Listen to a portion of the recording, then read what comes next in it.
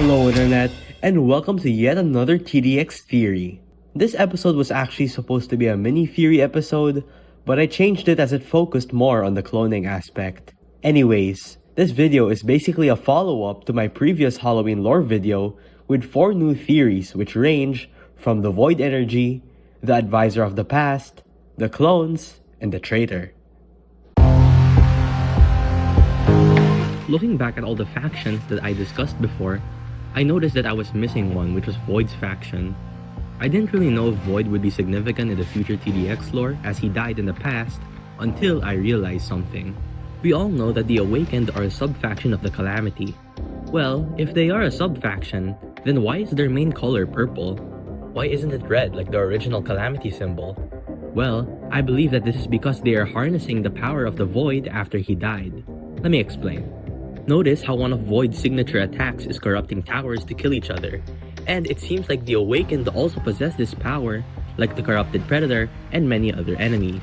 This also explains why the Awakened is the color purple, because Void and his Void energy are purple and such.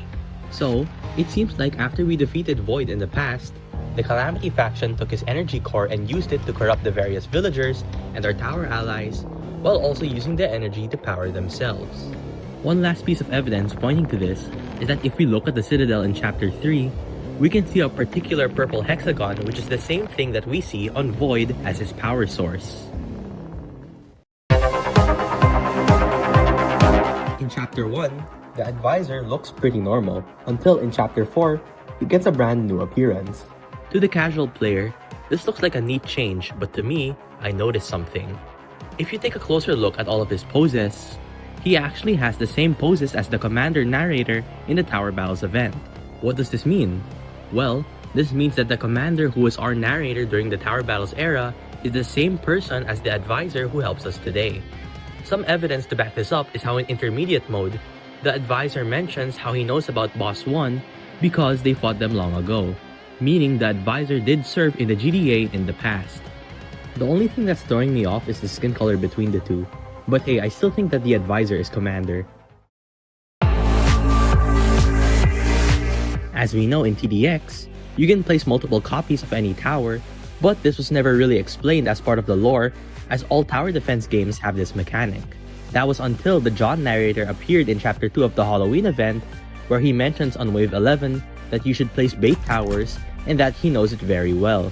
This means that John is self-aware about being used as bait in the GDA's army. This also means that the cloning of towers does exist in the TDX lore.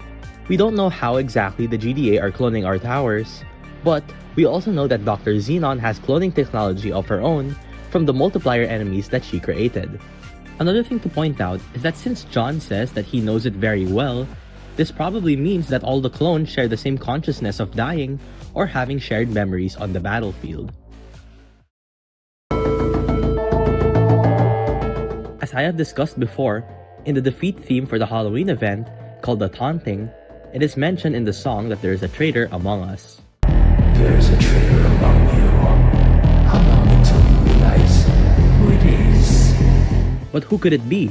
Well, I have my theories on who it could be, starting with 2 suspects. My first suspect would be the advisor. But some of you may wonder, Rogue, why would it be the advisor? He has been helping us since the start.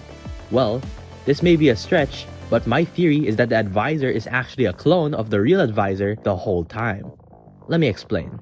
In order to clone someone in general, you would obviously need their DNA to make copies of a person. Well, if you remember this lore drop with Xenon and Malory, if you look at the whiteboard over here, it shows that the advisor and DNA possibly already extracted from him in the hands of Dr. Xenon. This could be the case, or that they need his DNA to give life to the Smasher enemies. Now, why would Dr. Xenon want to clone the advisor? Well, she would do this to get intel from the GDA, and that this clone advisor has been acting as a spy the whole time, while also gaining our trust in the process. And before any of you mention that dialogue of the advisor saying, "You're not supposed to be here on wave 121 of Endless Mode," John said that every wave above 80 is not canon to the lore, and this dialogue was probably left by accident from when the final wave used to be wave 121. As for the second suspect, I think that the traitor could be the player, aka us. We don't know much about the player, and that we only know that we serve as a commander for the GDA. Now, hear me out. But I think that the reason why that we are the traitor is to set up the events for PvP mode. As some of you might know, John is adding a PvP mode where 2 players can send enemies against each other while defending at the same time. I think that the traitor is either us or another one of the commanders of the GDA, aka another one of the players. And that's how it would set up the lore for the PvP mode as we fight against the traitor.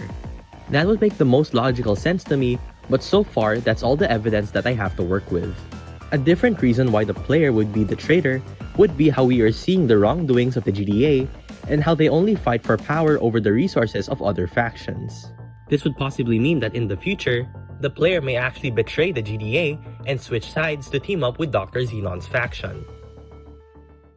Anyways, that's it for this theory about the void energy, the advisor, the clones, and the traitor. And remember that that's just a theory. A TDX game theory. Thanks for watching.